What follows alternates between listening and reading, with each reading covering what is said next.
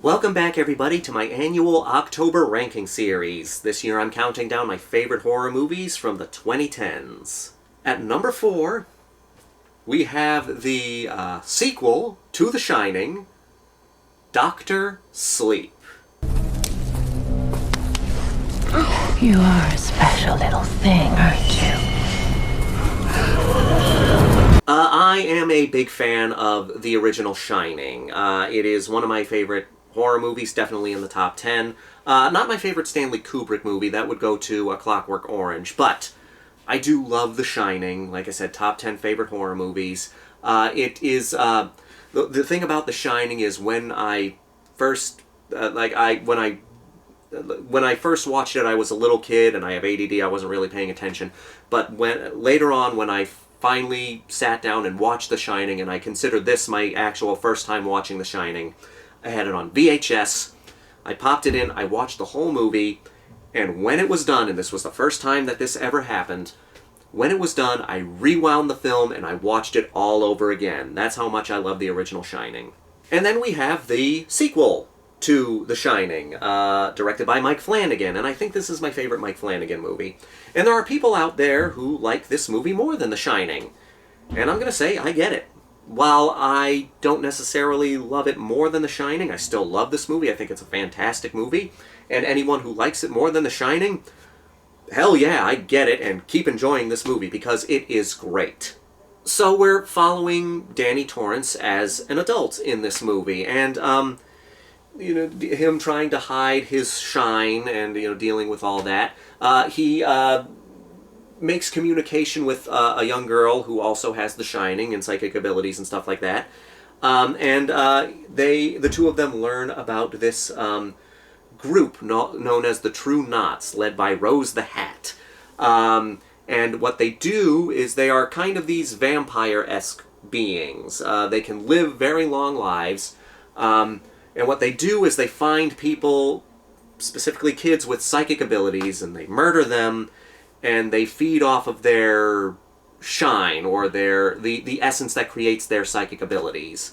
And the movie follows from there as Danny, who is a psychic, and this little girl, Abra, who he makes friends with, who's also a psychic, are trying to deal with these people who are murdering children, basically magic children, to absorb their magic so that they can live forever. When this starts, run. Yes, you run, dear.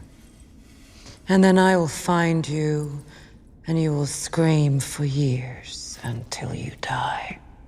This is a great sequel to The Shining, a very well-deserved sequel to The Shining. This movie is fantastic, and what I love about it is it's not just The Shining again. While it is a sequel to The Shining, and it does dive into elements from The Shining, which I will get into, it's not just The Shining again. It is its own movie. I think if you love The Shining and then watch this movie, I think you can get a little more out of it, because it is a sequel to The Shining. Now, I never read the book Dr. Sleep, so I don't know how accurate it is to the book. But from what I understand, you have the Shining written by Stephen King, the book written by Stephen King, and then Stanley Kubrick made the movie. And Stephen King is not a fan of the movie The Shining. What Mike Flanagan did with Dr. Sleep was he took elements from the book and he took elements from the movie and mixed them together in a perfect way that makes everyone happy. And from what I understand, Stephen King likes this movie. Correct me if I'm wrong, though.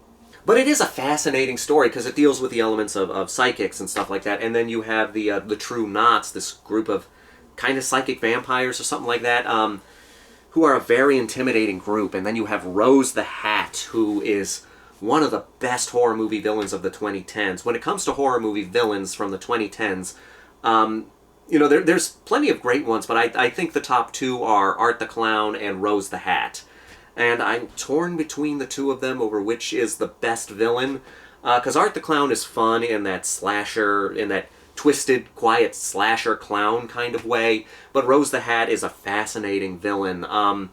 If I had to pick between the two, I think I like Rose the Hat a little more, because, like, again, she's just a fascinating character, played by Rebecca Ferguson, and this is a great performance. That's what I'm offering you. Springtime forever. 10 years from now, you're still 15. 100, maybe 17. And Ewan McGregor plays Danny Torrance, and he's great in this role, you know, sort of becoming this mentor towards Abra. Abra is a fascinating character because she's a very powerful character, but she's still vulnerable because she's a kid, and there are times where our villains get the better of her. There are times where she gets the better of the villains because she's so strong with her abilities, but there are also times when the villains are able to get the better of her through their own means. And when we get to the end, the third act of this film, this isn't really a spoiler, I don't think, because I think this was made very clear in the trailers, but in the third act of this movie, they go to the Overlook Hotel. And I loved this scene, because, yeah, okay, fan service can go either way in these sequels and legacy sequels and stuff that they've been making recently, and it can easily become hokey. It can easily turn your audience if you're focusing so much on fan service.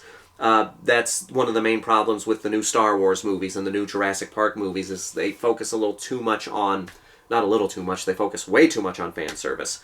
Dr. Sleep finds that perfect balance between the fan service, because even though it is clearly fan service, it does sort of have a point in the story, and it works so well. And when they went to the Overlook Hotel, I got chills. Like the chills, like those really good chills you get when you see something in a movie that you love. I was watching it with a friend of mine in theaters, and when this happened, I was literally like, we were the only two people in the theater at the time, which was disappointing, but because I wish more people went to see this movie. But anyway, we saw that, and as it got to that scene, I was like, chills, chills, chills, look at those chills. And then we went back to watching the movie. I'm not one of those people who constantly talks throughout a movie, you know, fuck those people. But yeah, you know, every now and again I'll say a joke to the person next to me. But anyway. Medicine. Medicine is what it is. Bona fide cure-all. I love all the characters in this movie. I love the villains. I love the protagonists. I find them all so fascinating. There are some great side characters in here, some of them that you hate to see go, but they do eventually go. And then, of course, Rose the Hat, who is such a great villain. Like I said, Rebecca Ferguson does such a great job as Rose the Hat. It is such a standout character. I adore Rose the Hat as a villain. She's great. Yeah, if you want to just have yourself a double feature for Halloween, put in The Shining and then put in Dr. Sleep. I'm going to do that this year. I'm going to watch The Shining and Dr. Sleep back to back and just have myself a great time. You know, The Shining is one of the all-time greatest horror movies ever made, and Dr. Sleep was not that successful when it first came out, but it has earned a cult following, and it is a great sequel to The Shining. And I can understand people liking Dr. Sleep more than The Shining. I mean, yes, I love The Shining more than Dr. Sleep, but I can understand people liking Dr. Sleep more than The Shining. But they're two great movies, and I think they would be a perfect double feature. Perfect movies to watch together for this Halloween season. So yeah, Shining is great, and Dr. Sleep is great.